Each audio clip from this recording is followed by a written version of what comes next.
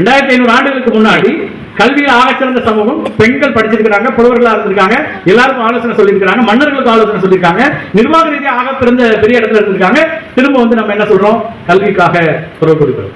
கடந்த 2 பத்தாண்டுகள்ல நிச்சயமா நான் சொல்றேன், நிறைய பிள்ளைகள், குறிப்பா பெண் பிள்ளைகள் கல்லூரி கல்வியை தாண்டி தானே கல்லூரிக்கு போய் வேலைக்கு போய் தங்களுக்கான ஊதியத்தோடு, ஊதியம் மட்டும் இல்ல, அந்த ஊதியம் என்ன கொடுக்குதுன்னா கான்பிடன்ஸ் கொடுக்குது, தன்னம்பிக்கை கொடுக்குது. அந்த பினான்சியல் இண்டிபெண்டன்ஸ் ஒவ்வொரு பெண்ணுக்கும் ரொம்ப ரொம்ப அவசியம். இன்னைக்கு அதை எல்லா பெற்றோரும் உணர்ந்திருக்கிறார்கள், அத்தனை பெண்களும் வந்து நிற்கிறாங்க. ஆனா இன்னும் வர வேண்டிய அவ்வளவு இருக்காங்க. இடையில நம்முடைய உரிமை பறிக்கப்பட்டிருக்கு. அதான் அர்த்தம். 2500 ஆண்டுகளுக்கு முன்னாடி நம்மகிட்ட இருந்த கல்வி உரிமை அப்ப இடையில எங்க காணாம போச்சுல.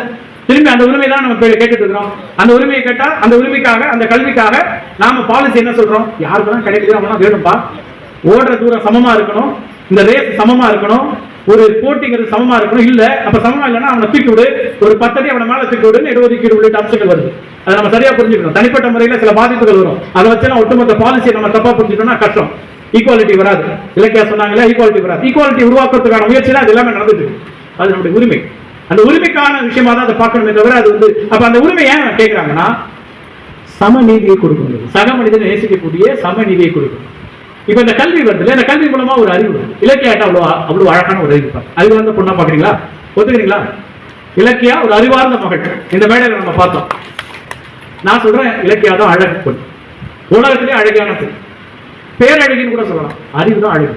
நீங்க பாருங்க, அழகு எல்லாம் மாறிக்கிட்டே இருக்கு. இந்த அறிவு கூட கூட கூட கூட ஒருத்தர தன்னம்பிக்கை கூடும். அந்த தன்னம்பிக்கை அவரை ரொம்ப ஆகச்சிறந்த ஒரு அழகா இருக்கக்கூடிய ஒரு மனிதராக. இந்த கான்பிடன்ஸ் தான் அழகு, அறிவு தான் அழகு.